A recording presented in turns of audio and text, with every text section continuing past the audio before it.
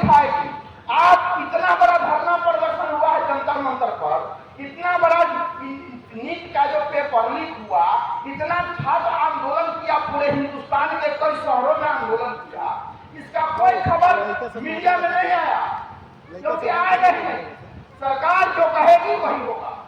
आज आप ये बताइए, जिस समय मनमोहन सिंह की सरकार थी उस समय पर यह हिंदुस्तान पर 55,000 करोड़ का लोन था। आज ही 11 साल 12 साल में उसको 250 लाख करोड़ रुपया का लोन कर।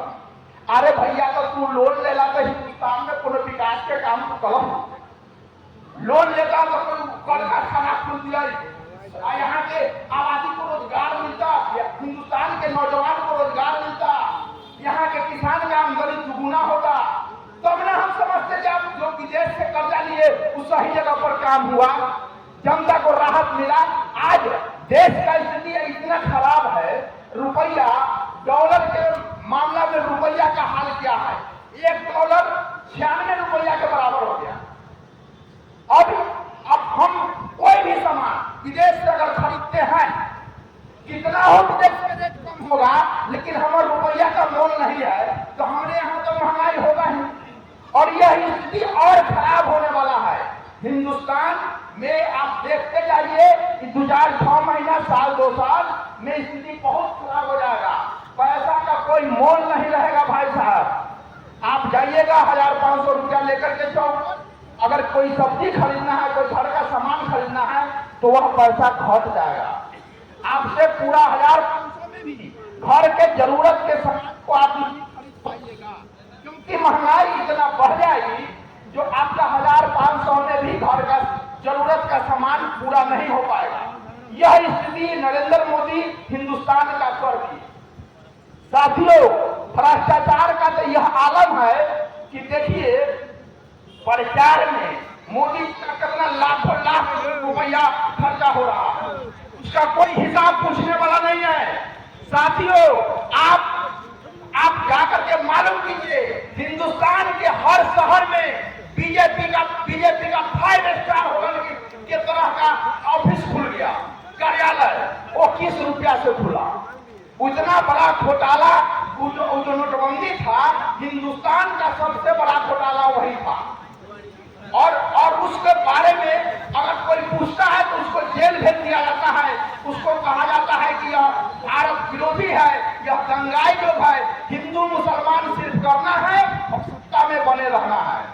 साथियों, आज हम पूरे हिंदुस्तान की बात कह रहा हूँ, हम लोग सच्चे लोग पूरे विश्व में की आबादी में, हिंदुस्तान की आबादी में सच्चा लोग बहुत है।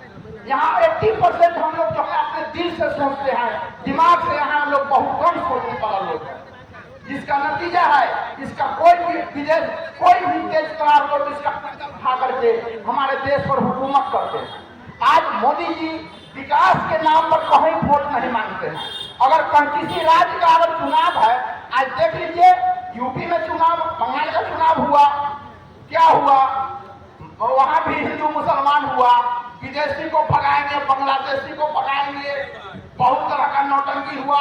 वहां ऐसा चुनाव आयोग को मिलाया गया, कितना वोट काटा गया, कैसे कैसे कुकर्म करके वहां सरकार बनाया गया। और किसी तरह कोई भी कुकर्म करना पड़े, मतलब ये नहीं है कि हम जनता के वोट से सत्ता में जाना उनका मतलब नहीं है, क्योंकि जनता के उनसे कामें नहीं किए हैं तो बुनियादी बात पर क्या जाएंगे वोट मांगे?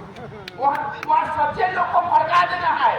अगर किसी यूपी में चुनाव है, 4 गो हिंदू मुसलमान कैसा हो कैसे हो कि उसका कुछ षड्यंत्र करेंगे और हिंदू मुसलमान का हल्ला उठाएंगे, वहाँ के गरीब गुरबा लोग समझेगा कि ना बहुत बढ़िया है, कम से कम मियाँ से तो ठीक करे थे, और इस नाम पर वो वोट लेता है। किसी हिंदू का भला किया, आपके बेटा को, आपके भाई को, आपके बहन को, किसी को रोजगार दिया, इसका बात करता है? नहीं करेगा।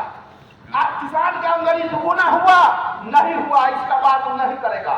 कल कारखाना खुला, अरे बात नहीं करेगा। कहा था यही नरेंद्र मोदी जी बोले थे, पता नहीं हवाई अड्डा में कि हम आएंगे तो यहाँ से हवाई जहाज उड़ेगी, उड़ गया। यही चीनी मिल, मोतीपुर चीनी मिल में नरेंद्र मोदी जी पिछले विधान विधानसभा के चुनाव में आए थे और बोले थे कि अगला विधानसभा के चुनाव से पहले यह चीनी मिल चालू हो जाएगा और हम आएंगे तो अगला बार चीनी का चाय पिएंगे। चालू हो गया। इतना झूठा प्रधानमंत्री पूरे विश्व में नहीं है।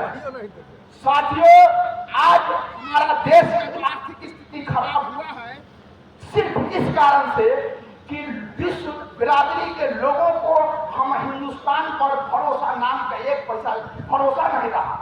वो लोग पूरे विश्व के कारोबारी सोचता है कि नरेंद्र मोदी यहाँ का चोरवा प्रधानमंत्री है, अगर हम हिंदुस्तान में रुपया लगाएंगे तो मेरा रुपया डूब जाएगा।